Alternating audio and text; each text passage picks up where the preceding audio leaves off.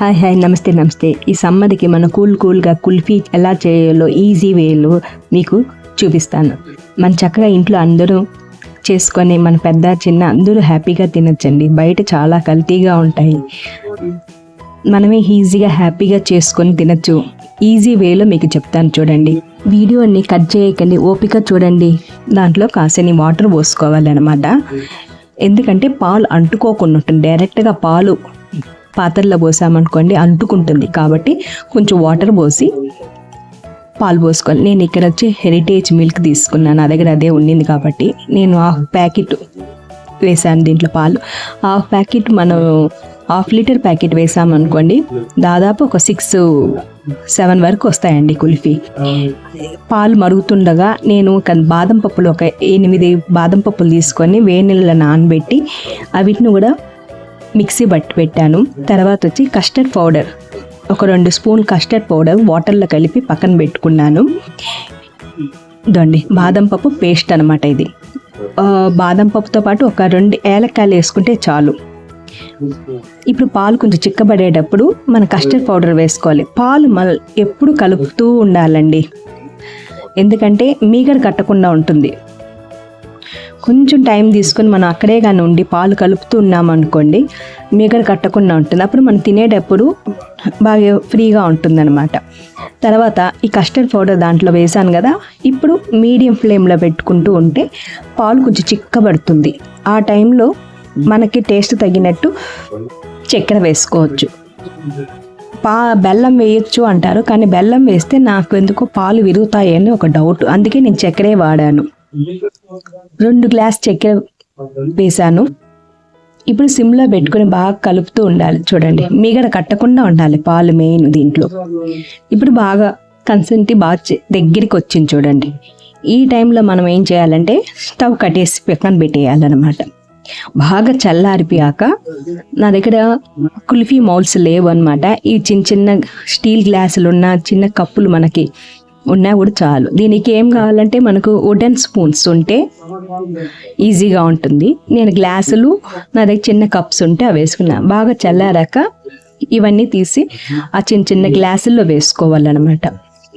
బాగా కూల్ అయిపోవాలండి. చాలా టేస్టీగా అంటే ఒక్కసారి ట్రై చేసి చూడండి. ఇది లెంతీగా ఉండే వీడియో అనేసి మాత్రం పక్కన పెట్టేయబాకండి. ఎమ్మి టేస్టీ కుల్ఫీ. కొంచెం ఓపిక చేసుకోండి, ఒక 5 minutes వెయిట్ చేసి చూసారంటే మీకు ఈ రెసిపీ అర్థమైపోతుంది. అట్లా బౌల్స్ అన్నీ వేసుకున్నాక ఇప్పుడు ఇక్కడ వుడెన్ స్పూన్ దానిపైనలో పెడితే పడిపోతాయి. సో నేనేం చేశాను అంటే నా దగ్గర ఈ కవర్స్ ఉన్నాయన్నమాట. ఈ కవర్స్ తీసుకొని దానికి రబ్బర్ బ్యాండ్ వేసేసాను. అంచులకు వేసి కవర్ చేసి రబ్బర్ బ్యాండ్తో వేసాను, లేదా దారం ఉన్నా కూడా కట్టుకోవచ్చు అనమాట.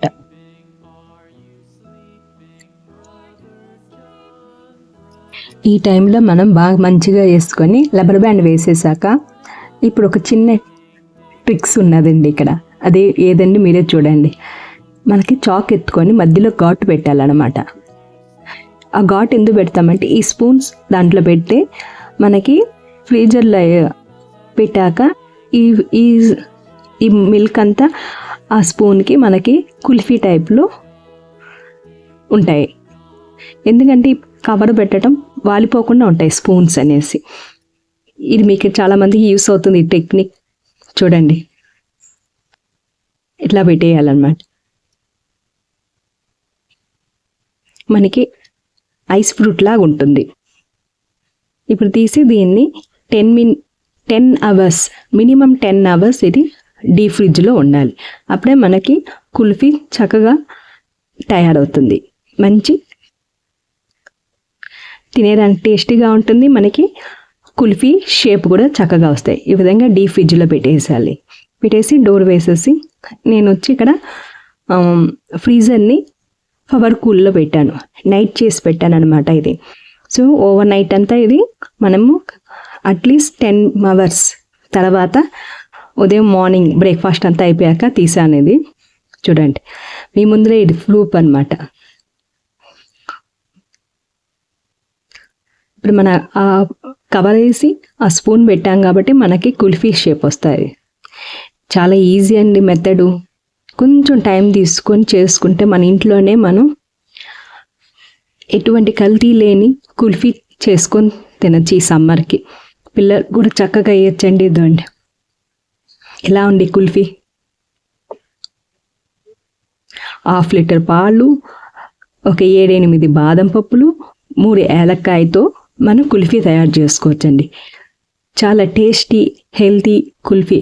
ఇది మన పిల్లలకి మంచి హెల్తీగా ఉంటుందండి. పెద్దవాళ్ళు చిన్నపిల్లలు అందరూ తినచ్చు. ఎలా ఉంది వీడియో? మీకు నచ్చితే ఈ వీడియో లైక్ చేయండి, 10 మందికి షేర్ చేయండి. ఇట్లాంటివి మంచి మంచి హెల్ప్ఫుల్ యూస్ఫుల్ అయిన రెసిపీతో మీ ముందుకు వస్తాను. నేను మీ కవిత. ప్లీజ్ 10 మందికి షేర్ చేయండి మీకు నచ్చితే ఇది. Thank you.